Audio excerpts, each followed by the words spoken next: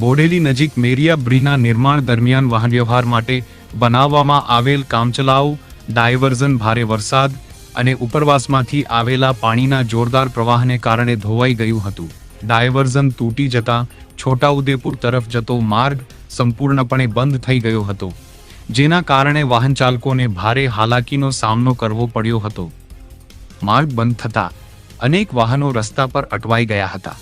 ખાસ કરીને રેતી ભરેલા ડમ્પરો અને અન્ય ભારે વાહનોની લાંબી કતારો જોવા મળી હતી.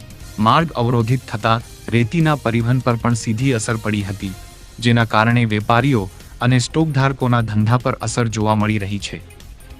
સ્થાનિક લોકોએ તંત્રને તાત્કાલિક સમારકામ કરીને માર્ગ ફરી શરૂ કરવાની માંગ કરી છે. વાહન વ્યવહાર વહેલી તકે પુનઃસ્થાપિત થાય અને લોકોને મુશ્કેલીમાંથી રાહત મળે તે માટે સંબંધિત વિભાગ દ્વારા જરૂરી કાર્યવાહી હાથ ધરવામાં આવે તેવી અપેક્ષા વ્યક્ત કરવામાં આવી રહી છે.